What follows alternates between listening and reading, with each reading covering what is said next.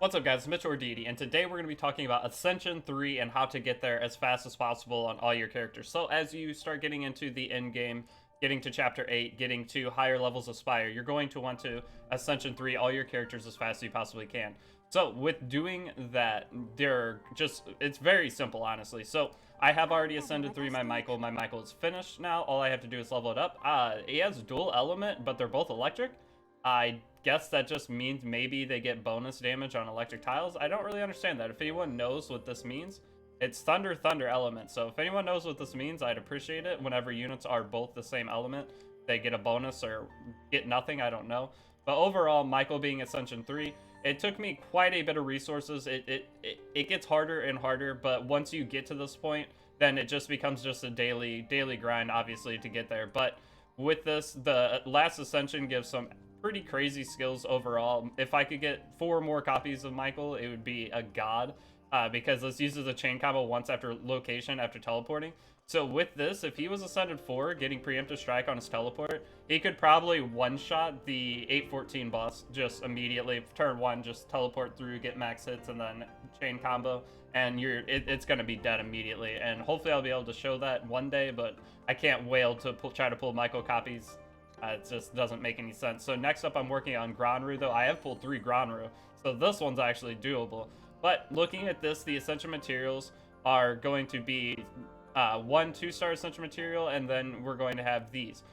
So these are all really easy to farm. You just figure out which stage to farm this. But then the purple material that you will need, you will farm the stage with whatever stamina you can afford to farm that day to try to get drops. The drops are pretty low. I usually average like 1 out of every 3 runs on these stages, whether or not I get 1 or not. So it costs about 70, 60-ish stamina, I'd say, maybe on average for every single purple one. So that overall, you think that's a ton. But now the next thing is the Colossus. So the Colossus workshop is actually sleeper OP. When I first saw it, I was like, this seems kind of not too great. But now going into it, I haven't even fully upgraded yet. I need to fully upgrade it because it'll make the atomic regen cost reduction go up and amount recovery per hour go up. So with the amount recovery per hour, this is where you get pretty gated within the game, is whenever you want to make those items, your regeneration rate is very slow, and you can trade your fireflies in, which is what you will do once you get your everything upgraded. This will be the only use for fireflies, is throwing them into this to get an extra couple hundred of these a day. So by week 2, it'll be very easy to really push Ascension 3 on characters. Then you're mainly going to be farming for experience to level them up. But if you look, so I needed more Thunder Crystal Clusters, I believe. Yeah, I needed more Thunder Crystal Clusters. So looking at this, it costs 135 per time, but with upgrading, it'll cost a little bit less. But looking at this, with 30 an hour, I can trade them for, after upgrading, about 1 of these every 4 hours, which is 6 per day. So being able to trade them for 6 per day isn't too bad. And once, like I said, you get fully upgraded, you'll be able to trade them for about 10 a day.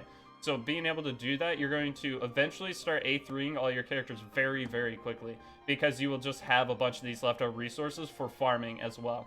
So Ascension 3, I don't think it's going to be very hard at all. Come week 3, you're probably going to have quite a few A3 characters, but this is just absolutely amazing. So one thing that is an option is you can trade your fireflies, which means you can do Colossus materials and trade, but the trade-off is so not very worth it. It's 1-to-1. So only getting 1 per firefly if you trade in the max one, you only get 4 per. So, and whenever you farm this, you only get 10 on the highest tier stage.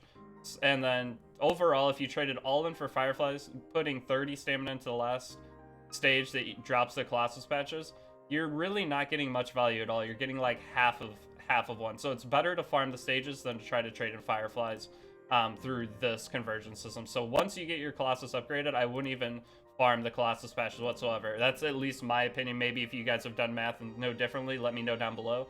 But overall, that's the Ascension 3 guide. It's very simple, very easy to get your characters there. It's just a little bit time consuming and stamina consuming. So depending on if you're refreshing or not, you may have to wait a little bit longer than others, but if you're doing at least a couple stamina refreshers, you will get to A3 very quickly.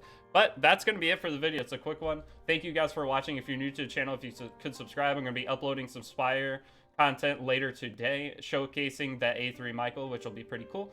But I appreciate you all. We are getting close to 9,000 subscribers. That's amazing.